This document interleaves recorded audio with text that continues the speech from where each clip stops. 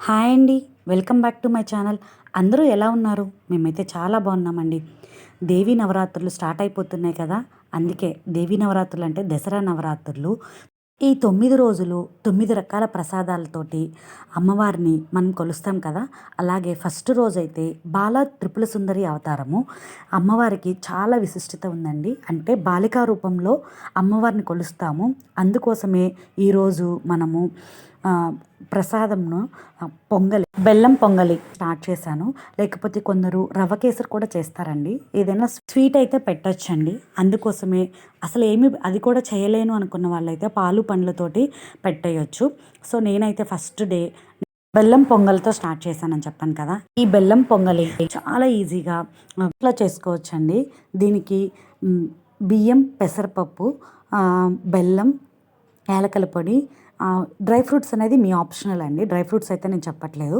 నేనైతే ఆవు నెయ్యి వాడాను. ఎందుకంటే అమ్మవారికి ప్రసాదంగా పెడుతున్నాను కాబట్టి ఆవు ఘీ మాత్రమే వాడాను.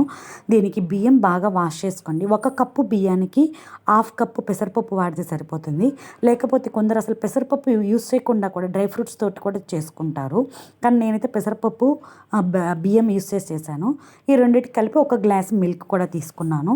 వీటిని అన్నిటినీ కలిపేసి వాష్ చేశాక నీళ్లు పోసి కొన్ని పాలు కూడా పోసాను. పాలు పోసి స్టవ్ ఆన్ చేశానండి. స్టవ్ ఆన్ చేసి ఇదైతే ఉడకాలి. బియ్యము బాగా ఉడికాక మాత్రమే బెల్లం వేసుకోవాలండి. అది ఉడకడానికి టైం పడుతుంది. మూత పెట్టేసేయండి. మూత పెట్టేసి ఒక 5 మినిట్స్ హైలోనే పెట్టొచ్చండి. దానికి ఏం సిమ్లో పెట్టాల్సిన అవసరం లేదు. చూడండి, పొంగు వచ్చిన వెంటనే మూత తీసేయొచ్చు. మూత తీసేసుకొని అది ఉడకడానికైతే కొంచెం టైం పడుతుంది. ఈ లోపల మీరు డ్రై ఫ్రూట్స్ ఉంటే డ్రై ఫ్రూట్స్ కూడా వేయించి పక్కన పెట్టుకోండి. బెల్లం కూడా కొంచెం చిన్న ముక్కలుగా కట్ చేసి పక్కన పెట్టుకోండి. పక్కన పెట్టుకొని ఇంకా దేవుని సామాన్లు అవన్నీ వాష్ చేసేసుకొని దేవునికి ఫ్లవర్స్ తోటి అలంకరించుకొని ఇవన్నీ చేసుకునే లోపల ఈ అన్నం అనేది ఉడికిపోతుందండి. మనం పట్టుకుంటే అన్నం అనేది మెత్తగా ఉడికితేనే బెల్లం వేసుకోవాలండి. ఉడకకుండా అయితే బెల్లం వేయొద్దు. అట్లీస్ట్ 95% ఉడికిన తర్వాత బెల్లం వేసుకోవాలి. ఇది అయితే ఉడకడానికి హైలో పెట్టండి. హైలో పెట్టి ఒక 5 to 10 మినిట్స్ ఉడికిస్తే సరిపోతుందండి. చూడండి, నీళ్ళన్నీ కొంచెం ఇనికి ఇలా ఉడికిపోయింది అంటే బెల్లం వేయాలి. ఆ బెల్లం చెమ్మకే ఇంకొంచెం కరుగుతుంది అంటే ఆ అన్నం అంతా ఉడికి ఆ బెల్లం అనేది అన్నానికి పడుతుంది. బెల్లం వేసాక బాగా కొంచెం కలిపెట్టాలండి. కలిపెడితేనే బెల్లం అనేది బాగా లోపలికి పోయి కరుగుతుంది.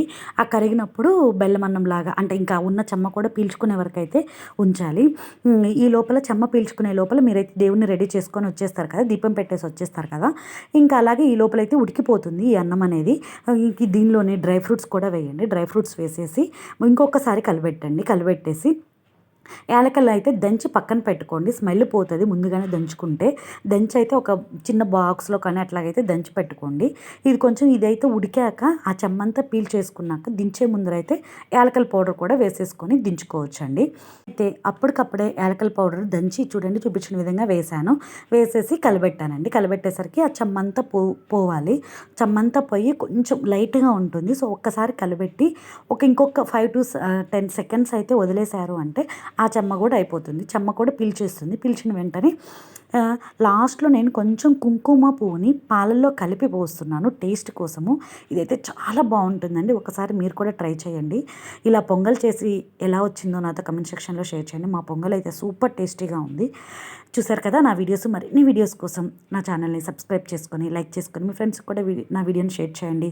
Thanks for watching this video. Thank you so much.